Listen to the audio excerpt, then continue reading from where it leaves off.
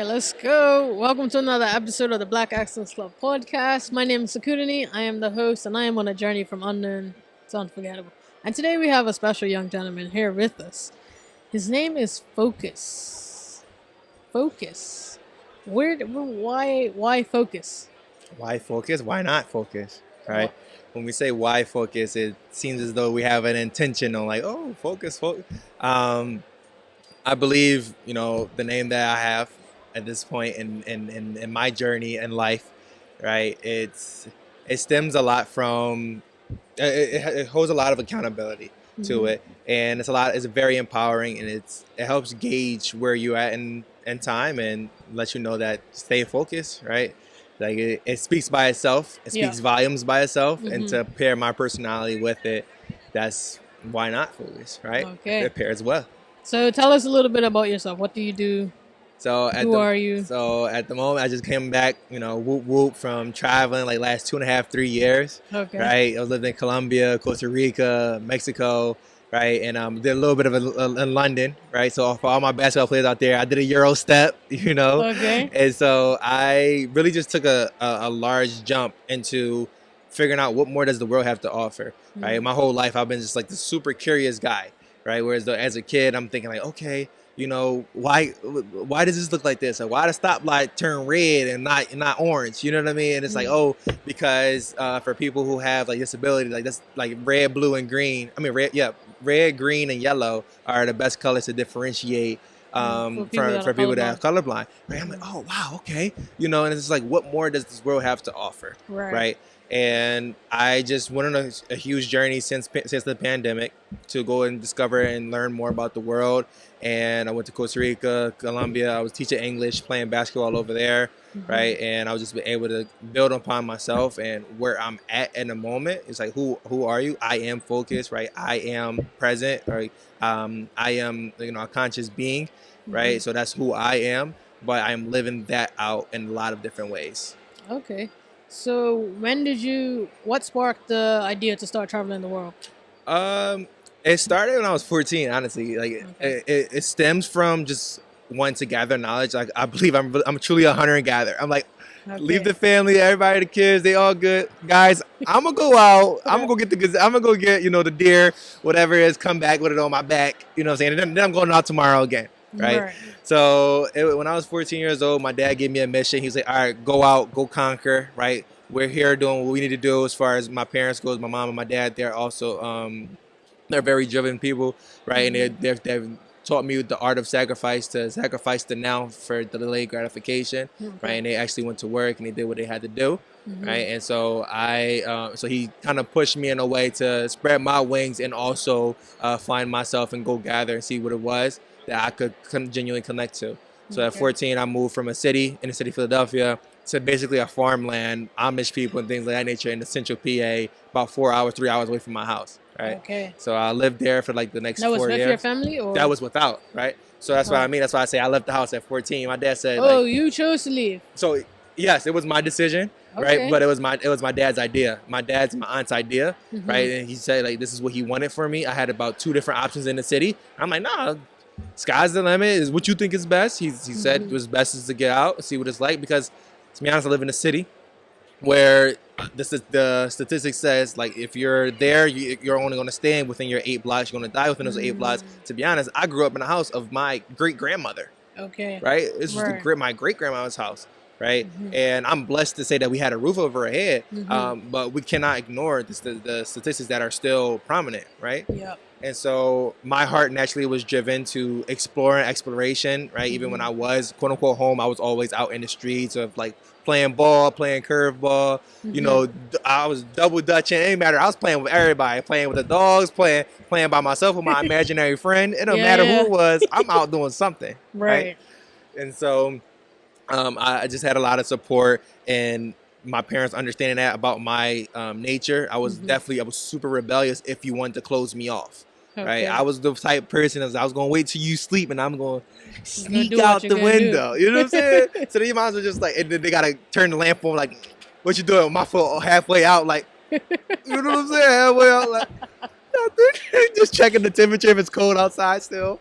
And I went over. I went to high school in Hershey, Pennsylvania, right? And then I went at 17. I moved 3,000 miles away from home, right? Okay. Which is where I went to California to explore what that had to offer as far as opportunities, as far as the more development and growth, right? Basketball and everything that I wanted So to had learn. you graduated high school by then, or It was no? the pandemic, so they cut my high school short. Oh, Everything was okay. online, right? Yeah. And while everybody was sitting at home eating Doritos and You went watching the somewhere news, else. I went somewhere else, Okay. right? And I was just thinking like, okay, there has to be more. You know, I have time on my hands now, and so now it's time for like, what more can I accomplish? Right. So I went to California, and California, during that time, it was a large population that was out, that was open, right? The beaches were still open. Newport Beach and the Orange County area was still a lot. It was open because of the political views. They didn't feel keeping everybody contained as far as COVID went. Right. You know what I mean? And so I'd rather play ball in a new atmosphere that's open than stay in the atmosphere that I'm aware of, Okay. or that I'm comfortable with that is not. All right. So how were you funding those trips at that So age? as the increments go, it was different ways in which it happened. So let's talk about 14. At 14, when I went to Hershey, Pennsylvania for a boarding school, because a lot of people think boarding school is very expensive, and a lot of them they are, right? But I was blessed because my school specifically helps lower income individuals, And right? you qualified. And I qualified, right? Okay. Right. And so it was grateful because it was something that presented opportunity to ones who had skill or had the drive or had the want to, but didn't have the resources, right? Okay. The one who actually made my school actually also made those chocolate bars, right? Hershey Park and the Hershey Factory, everything, Okay. right? And him and his wife was they started it as an orphanage, right? And they wasn't able to kind of have their own kids, and then it blossomed out. It was all boys, and then it blossomed out to having like this big. This has been around for more than 100 years now, and the things that they do is absolutely remarkable. Mill Hershey School is absolutely remarkable. Okay. So, so at that time, like that schooling was paid for, but when I say it's remarkable, it actually provided me with another way of understanding what could be, how you could be successful as a grown-up individual, right? And so I tapped into health science, I tapped into engineering, I've tapped into architecture, right? And I was able to land an internship at 15 years old on breast cancer. I mean, inside of a hospital, right? Penn State Hershey Lab, Penn State Hershey Medical Center. Okay. Right, and we were working on breast cancer research. So I was a research lab assistant since I was 15 years old, and by the time I got to 17, by the time I got to like my 16, my summer, I was actually paid. I was paid for it, right? Nice. And so that money was just saved up because I'm on campus where I'm receiving a lot of support. I don't need too much. All I needed was my gym and my books. That's all I needed. It was my gym, my books, my gym, my books. All I really cared about was development knowledge, just living, right, connecting. And so I was able to save up that money, and when that money, I was able to pay $2,500 for a course to go over to Costa Rica to teach English. Okay. Right, and so I think we might want to backtrack a little bit because before I went to Costa Rica, I went to California. Right. When I went to California, I knew, okay, we needed to have an income source, and I'm the type of person that I would love to have something already established before I get there. So I started in Hershey, Pennsylvania, working at FedEx because I knew FedEx was a global company. Right. You can transfer. And I could transfer.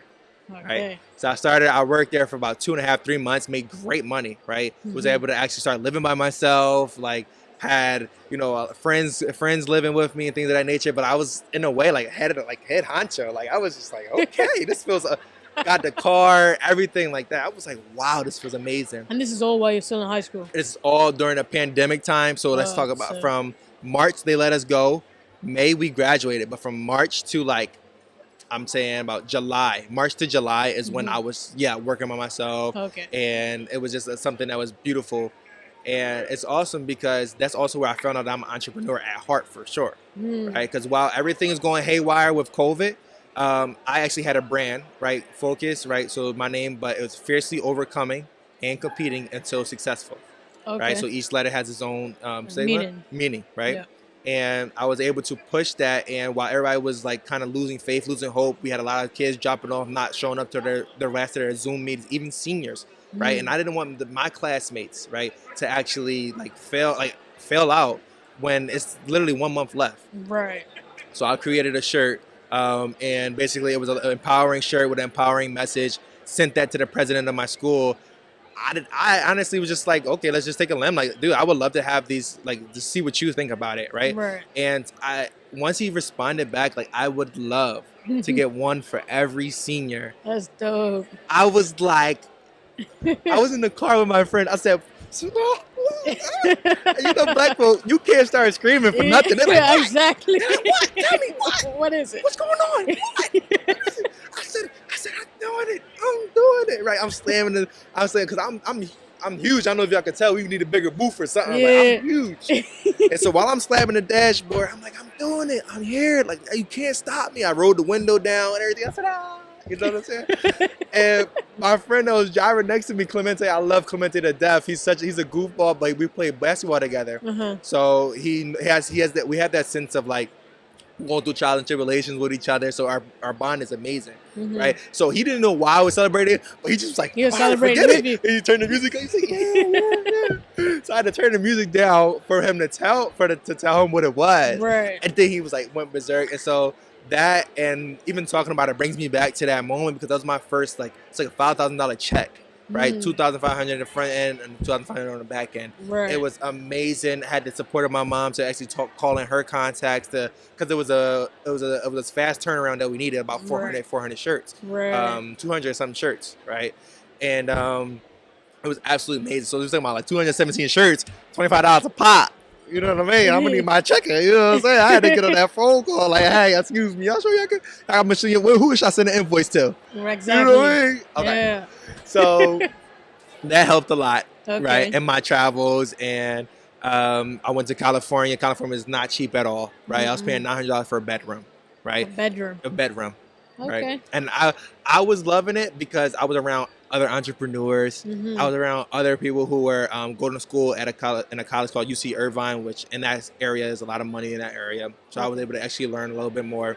But then I also went over to after that I had enough money saved up from working at FedEx. I kind of went through like a rough spot there, so I picked up FedEx, Amazon, and Walmart, and I was working all three of those while I was also trying to play ball, establish myself. So I was working over nighttime, and throughout the day I would still be out trying to brand myself, right? Okay. And so then after that I just went to Costa Rica, and when I was in Costa Rica, the program that I paid for was able to continue supporting myself while I was traveling as a teacher, right? And then I kind of packaged it with basketball training as well, right? Okay. So it was kind of just packaging like, what am I already good at? I'm a natural English speaker, right? I won't, exactly. Right? And then I also play basketball, right? Okay. Guys give me this talent, right, that I actually wanted to emphasize. So that's how it started, for sure. And then, so what was the course where you learned to teach English? Like, how long was it? What was it like? Because that's something that I'm interested in doing. Really? Because like I said, I just want to travel. Right. So if I need a source of income somehow, and I was thinking of teaching English, but it's like, how do you get into it? Right. So where did you find the course? And send me the information. So in these last 2.5 years, 3 years, I've been doing like a strong, intensive self-development journey. Right. And I went to one conference similar to this. It might have even been Black Equity Climb. Remember last year you were at Black Equity? I was at Black Equity Climb. And somebody was like, GTS. Whatever you want, just GTS it. GTS. GTS. Google that shit. Google that shit. That's all you gotta do.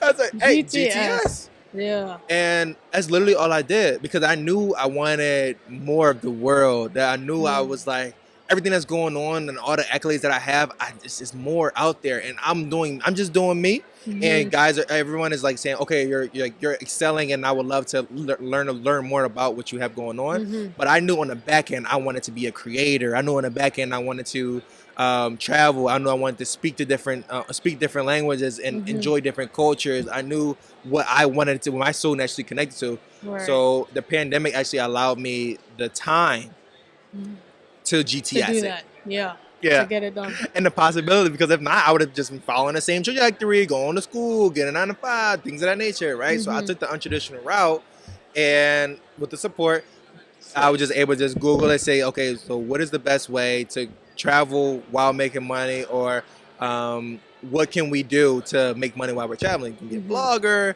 Then I seen about teaching English while you can teach English while you're overseas. Right. So the program I have is TEFL. I have my TEFL certification, which is teaching English as a foreign language. Okay. Right, and that one is awesome because you don't need your bachelor degree to kind of support with that program. Okay. Correct me if I'm wrong, but the ESL, the English second language degree or certification, you might need a little bit more supporting documents to go ahead and support with those courses. Why I say that? Because I know in Europe and in Asia, a lot of those places ask more for individuals to come teach English that already had a bachelor's degree, right? Okay. So it was harder for me. I had to be like maybe 10 years in the field if I didn't have a bachelor's degree, because they just wanted to make sure that they actually pay you. They pay for your accommodation. They pay for maybe even a car, right? They pay for trips. While you're there. Yep, while you're in Europe. Yep, either Europe or Asia, Singapore, things of that nature. Okay. I have friends that's outside that's like every holiday they pay for their trip to come back home, right? And so that's actually something that I recommend. Like if that's something that you want to like, just I've been a strong believer of like if it's a lifestyle that you want, create it. Exactly. There's a way. Exactly. So yeah, I'm definitely needing to travel. Yes. Because I'm tired of being stuck. Oh, I'm tired of being confined to asking permission to take my vacation time. That to me is just I'm over it. Right. I'm over it. Like this year, I couldn't even take off for my birthday because people more senior to me had it. So it's like, okay, well, I gotta change my time. Wow. So it's like, to me, it's like I'm at the point where it's like, okay, I'm over this now. Okay. What's next? Right. How can I make money elsewhere? How can I make money with less work and make more? Right. Because that's the real thing. Because there's a lot of people out there doing way less and making 10 times what I'm making. Right. They're just like, come, bro, Right. teach me. Right. Teach me how to do this. So he said like Kevin Hart, teach me. Please, teach me. Right. Tell me. Right. So, and that's a part of the reason I have the podcast, because I'm speaking that. to people that are teaching me this information. Right. So right now, you're teaching me how to travel the world. Right. Even I'm though trying a little bit. Sprinkle picture you're teaching me how I can do it and sustain myself. Right. That's what you've done. Right. Literally. So, yeah. But so I always talk about supply and demand. Mm-hmm.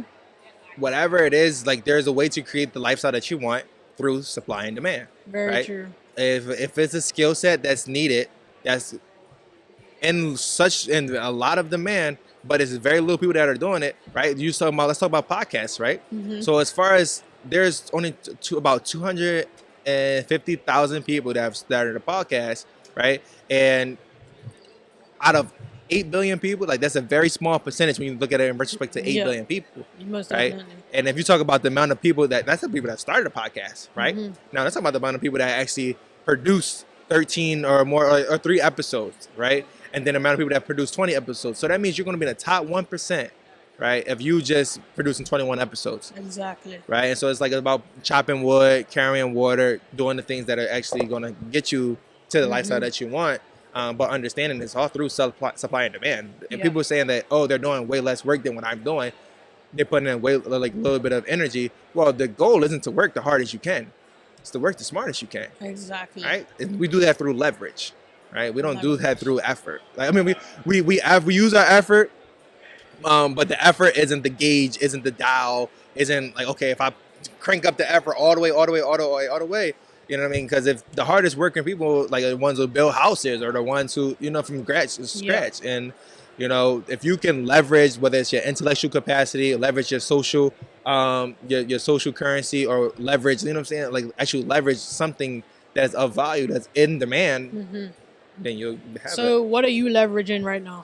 At the moment, I'm leveraging my personality, right? Okay. Right? Okay. No, it's leveraging my experience, to be honest. I didn't, and I say that now specifically because I didn't understand how much value I was sitting on, how much, gold I was sitting on, right? I'm sitting on my own acres of diamonds is what Earl Nightingale says, right? He's a philosopher back in the day, like, if you once you start like going through your self-development journey, you start to listen to certain folks and you start to understand how much of a message is regurgitated. So they have learned it from other people, like, oh, this person was my mentor, but this person was my mentor. So I've been going down a journey and finding the mentors of the mentors of the mentors. Right. Right. So all the biggest people, I found their mentors. And so back like there's like old recordings of like 1900s of Earl Nightingale talking about, you're sitting on your own acres of diamond, right? So I had to look within retrospective where I'm at, right? And what could I say or what could I do that I'm already, or how can I monetize or capitalize more on what I'm already doing, right? To bring more leverage to my plate. Right. Before, I thought it was more skills, gain more skills gives me more leverage, or maybe even gain more skills will give me more leverage, and that will go into gaining more income. That would also give me more leverage, right? But I understand now, right, that credit, like I understand like credit form of leverage. Social, this interaction is a form of leverage, right? I can leverage my interaction with you to get a meeting with someone else that I might need, right? And so I understand like my intellectual capacity as well. Like if I'm just reading some books, right, and I understand that this is how things really work, and by me reading that, I could save, like the person that makes this book, right? They make the book to kind of shortcut your learning, right? And a lot of times, speakers, communicators, they don't get paid because of the information. Because I can find that information on YouTube, on Google. They get paid based off their delivery. Because I can translate a corporate setting vocabulary and put it into, because I'm from inner city Philadelphia, I can put it into their verbiage, into their language. I will get paid just from being the vessel. You know what I mean? So at the moment right now, I'm just creating more leverage through my relationships, and I'm getting on social media now, right? So I'm already on social media, but I'm August 1st, and so after this conference, right? Okay. The first day after this conference, exactly. So tomorrow. Exactly. I'm back on it, and we rocking out. You guys can hold me accountable. I don't mind, because I have so much content, so many things in my phone that needs to be released, and the leverage that's going to come behind it is going to be absolutely amazing. Okay. So so you took a break from social media? Yes, while I was traveling. So you take like social media fast, or you just don't post on it? So it was so if you look at my social media, you see I'm open, I'm bubbly, I'm like, I was killing it in high school. Then I went overseas, right? And I went overseas. It's actually a great question, because I went overseas. I tried to start a business, right? I tried to start a business overseas. It was like a luxury spa business. And it was so fast, so rapid, such of an explosion that the support that I thought I had wasn't able to wrap their mind around what was happening, right? And a lot of times if people don't understand something, they don't act at all. It's an automatic no. And I took that to heart. You know what I mean? So many things I've done in high school, so many things I've done growing up that people were saying, like, if you need anything, please reach out to me. Right. I rarely reached out because, strong shoulders. I'm like, no, I got this. You know what I'm saying? Yeah. The one time that I did, I felt as though I didn't have the support. Now I'm in a position where I understand that. I understand what happened there. But before, I get my negative my negative emotion wasn't directed towards them. They just brought it up within me, that of all the emotional trauma that I've been through. Okay. So then I realized it's time to work on myself before I continue to portray an image of how I am. Right? And so with those 2 years was like a sabbatical in a way that I was able to kind of hone in on where I'm at. Yeah. Right? Hone in on the branding, the purpose, and in which I consume myself with. Right? And I hope I'm connecting back with all those friends, and connecting back with all those mentors that in the way I just took a break from. Right. So now it's time to kind of rebrand, understand that the collaboration is still there, and look forward to honestly coming back and saying, hey, because a lot of friends had a true love for me, right? And I understand that now. It was just a sense of not understanding what was going on. Yeah. Right? I can totally relate to that. Talk to me. Same thing with like the social media. It's like I only have a very few limited amount of friends. It's like, yo, I see what you're doing. Keep doing it. Don't let anyone that's not responding to you affect you. Because I got to a point where like, yo, I'm not doing this no more. No one wants to support me. No one's doing this. No one's doing that. And like they said today, no one cares. So it's like, you know what I mean? Relax. No one cares. And I got past that. That's what got me here. It's like, you know what? Nope, this is what I'm doing. You're either going to rock with me or you're not. Okay. Point blank period. Either rock with me or you're not. Period. Because why should I waste my time on someone that doesn't want to help me? Right. Because if you help me, I'm going to help you. Right. And I also feel like I'm not surrounded by people that are like-minded. I'm not surrounded by people that are doing the same thing as me. So something that I'm doing to change that is starting a local meetup. So with local entrepreneurs that I know of, so I'm hoping that they like, hey, you come to this, come to this, come to this, and it grows into something big. Whereas I'm doing it on a monthly basis. You're getting this information. I could bring in guest speakers and things like that. As long as we get the attendance up, then that's what I'm gonna do. Because then now I'm helping me who I was 2 years ago. That's amazing. And that's why I have That's this amazing. podcast, because I'm helping myself for what I needed and did not have. Right. So I'm trying to create that for someone else that's coming up. It's like, hey, this is what I want to do, but I don't see anyone doing it. I don't see anyone talking about it. Right. Everything's behind closed doors. Nah, let's bring this in front of it. Bring this in the open, so everyone gets a piece of it. You know, Right. so everyone can get something. Right. So I think it's that's like, hard. yeah. That is super hard. You got to touch back on that because so many times people having a bad idea isn't the death of all success, right? The death of all success is inactivity. Yeah. And inactivity stems from people thinking that they don't have anything of value, of service to be able to help with. And for you to say, I'm just helping my person that I was 2 years ago. Because I know it's somebody out there that was however old I was 2 years ago, wherever I was 2 years ago. What makes you say that it's like, okay, this is something that I need to act on now and to come to that understanding that it's like, whatever it is, I still have something of value. Right. Talk to me. So I would say it's because I was tired of being alone. Uh-huh.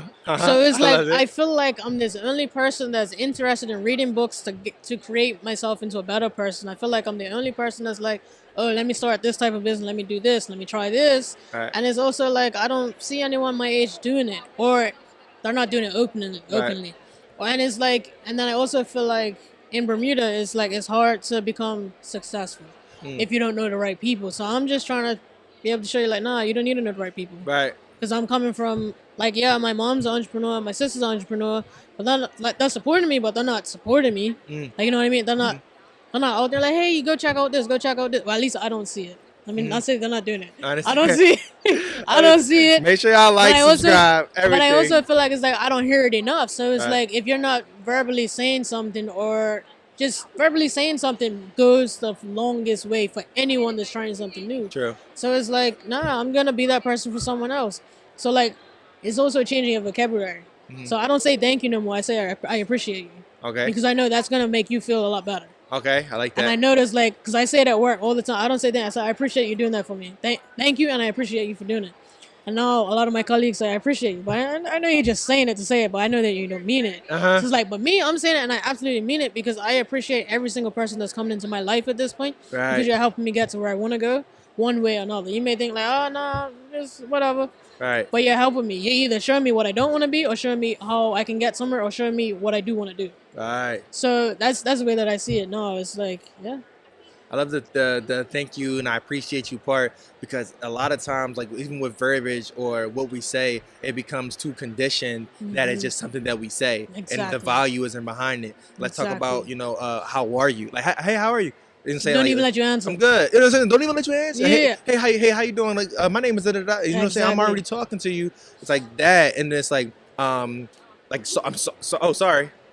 Like, what are you sorry about? What's going on? Like, it's saying, like, it happens, because I say stop saying sorry so often, because once you're really sorry and when you do want to apologize, it's not gonna mean a thing.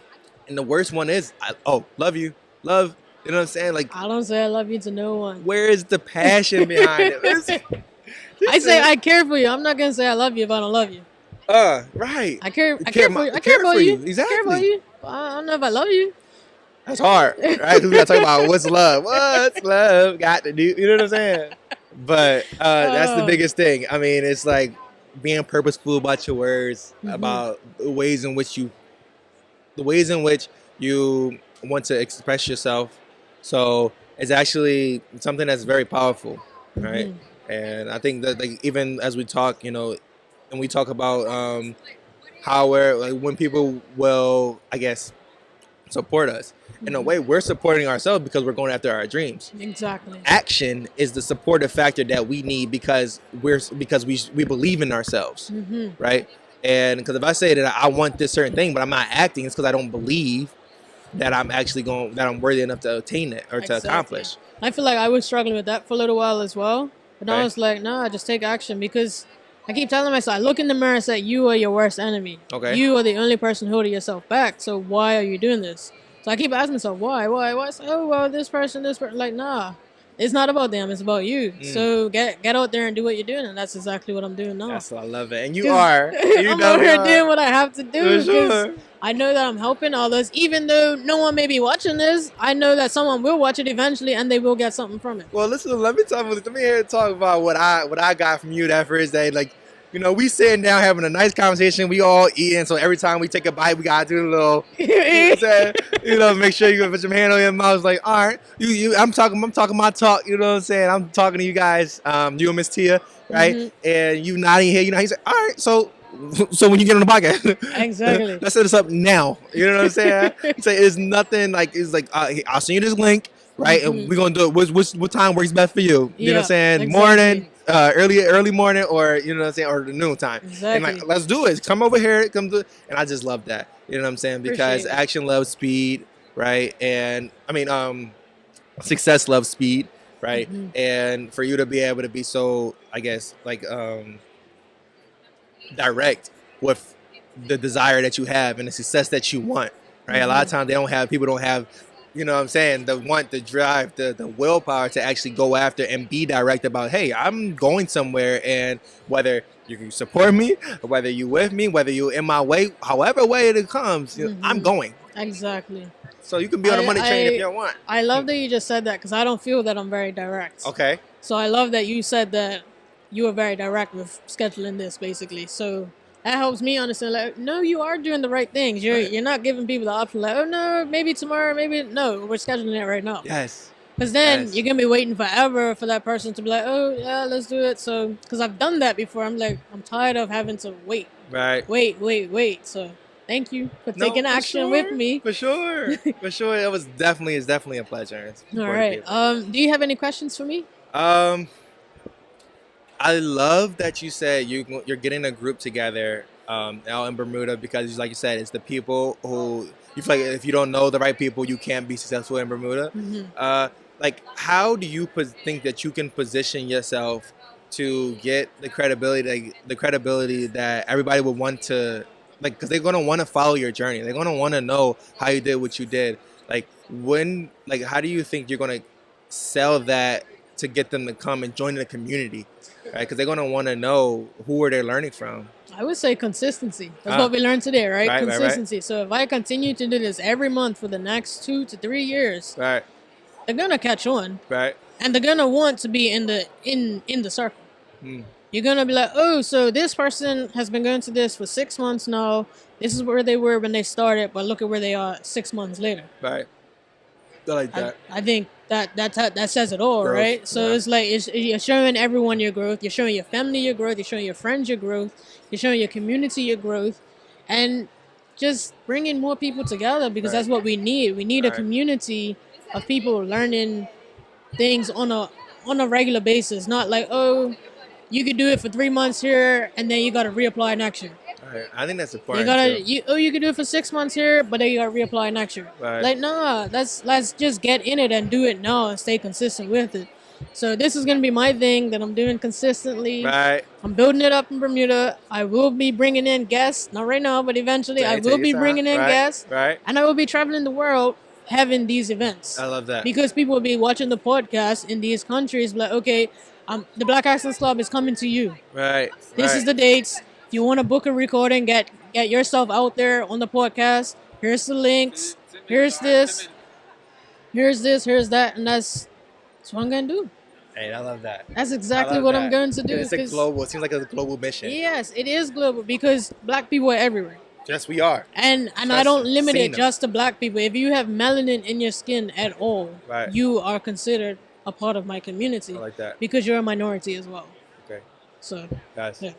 All right, so finishing questions. Talk to me. What we got? What advice do you have for 18-year-old you? For 18-year-old me? Yep. About what you're doing now.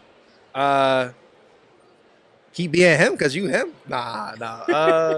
I love this question because a lot of what I do is for the youth, the younger version of me, that person who had the dreams and ambitions. I kind of want to make sure that he still lives, right? He still is willing to dream. I don't want to kill that a lot of times a lot of adults kill the inner child in them, right? So I would say for 18-year-old me, all 18-year-olds out there, like seek for answers to the hard questions.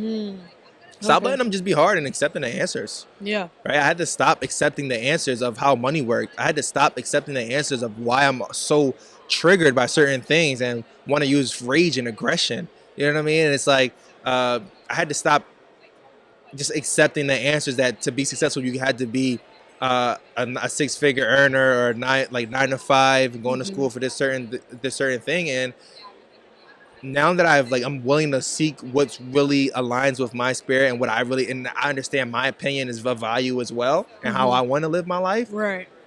The sky, not even the sky is the limit because there's footprints on the moon. You know what I mean? Yeah. So I'm at the position where now it's time. You know. Okay. So what advice would you give to our listeners on entrepreneurship? On entrepreneurship, I would say